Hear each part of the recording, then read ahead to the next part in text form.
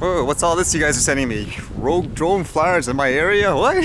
Something about flying like a drone in the area in a dangerous way? I guess I need to look at it a little bit more first. I guess I'll do that during my walk. Oh, too much mix of forests and highways here.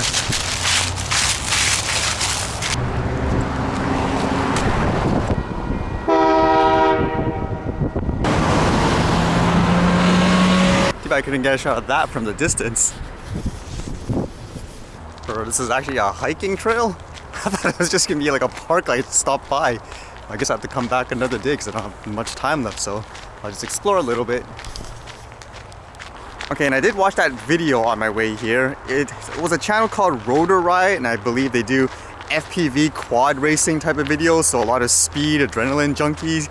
And in this one here, they apparently did a dive down a bridge, and it was here in BC. And I guess a lot of you guys noticed this, and you asked basically for me to look at it and whether or not I guess it was crazy illegal in many ways.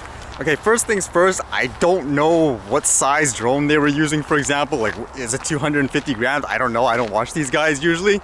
And at the same time, did they have permission to do that? That I don't know. So I guess I'll just look at it based on what they captured.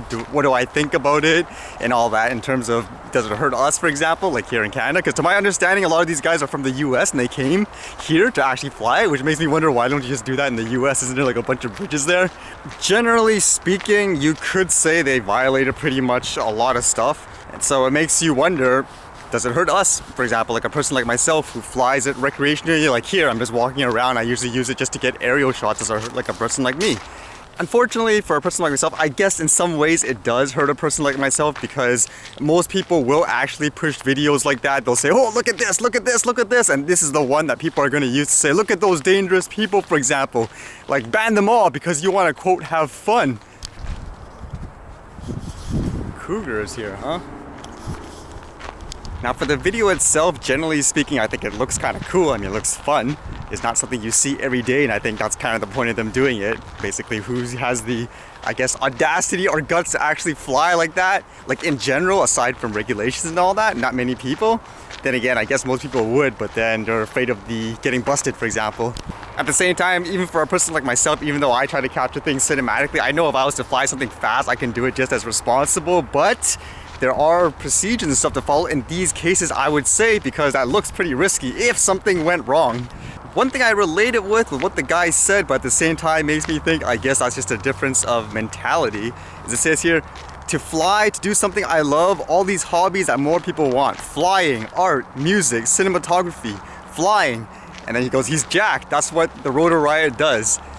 You know, I can relate basically as like an artist, for example, trying to create videos for fun. Everything from the music, the scenery, that's what I try to reflect usually when I capture the footage. At the same time, I don't know, you have to follow procedures. Just like me, if you want to film like a movie or something like that in the road where it could potentially be a hazard, you should, in my opinion, that's what things like permission should be for. People doing something like that in such a dangerous environment, that you should get permission for, in my opinion.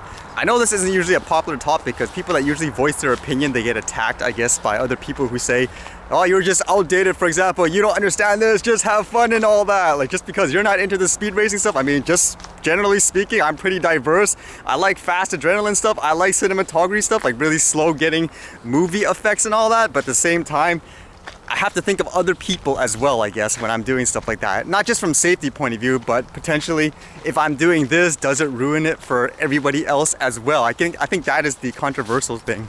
So that's usually kind of the sticky topic, because I believe this guy, he had another video where someone actually mentioned it in the comment, and they were even talking about them flying in places, like aside from regulations, would they do it if it's dangerous? And he was saying things like, if there was a lot of cars, I don't want to do that. But let's say we're diving a building. What's below the building? Lots of cars there? If there is, okay, I don't want to do that. So it's kind of contradicting in that sense, which I'm a little confused because I don't follow their videos like regularly or anything like that, so I don't really understand the history. But how can you say, for example, that you won't fly in an area where there's cars and all that, whereas in this case, you do? But if we were to throw that all away, let's just pretend it's perfectly legal right now and all that, do you think what they did was too dangerous in that sense? As well, with that thought, let's just pretend again he was flying a drone that was under 250 grams. would you react the same way, like for Canadians, if it was under 250 grams and it was flying that way? Or would you say, yeah, it doesn't matter if it screws up? I mean, to me, that's kind of an interesting topic. Okay, gotta get going to my next destination, so I'll finish my thoughts once I get there.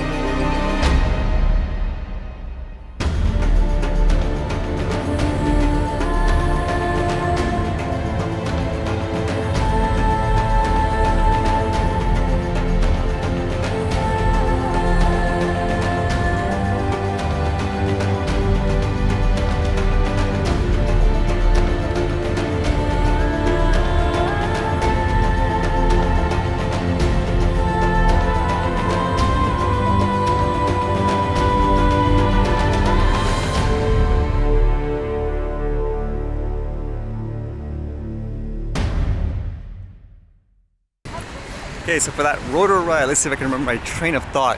One thing I was thinking that was kind of a little conflicting is in terms of flying and people saying they want the freedom to do so, would you want to be able to do something like that in the future with a regulation? Like, let's say it's under 250 grams, should you be allowed to fly wherever you want and it's your fault if something happens, as an example? You guys know how I fly, for example, with the footage that I have, when I try to capture scenery like with my Mavic Pro. Do you think I should be able to fly within this park here right now? Even though there's a bunch of cars within the seaplane area, can I fly here, just fly straight up and get a pan?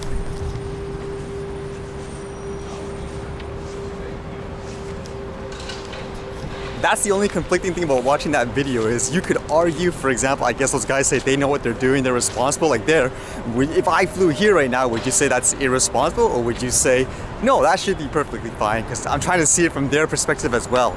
With that in mind, the only thing I can really say is I can't really necessarily say they're completely reckless and all that because I don't really understand their skill level. Like maybe they know what they're doing.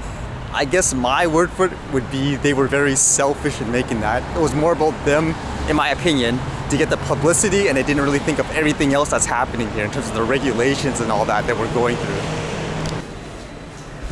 All right, it's getting dark too. Okay, just gotta finish this event. And my last thought about that is, the funny thing is, there's probably gonna be a ton of people condemning it. Like, for example, flyers and all that, who's trying to promote change for the good.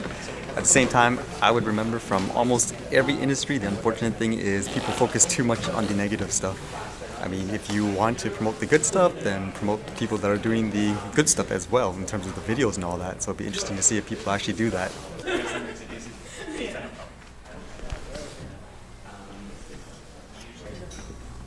Okay. So not all themes created equally. And I'll get to that in a sec. Should be regularly updated, the theme.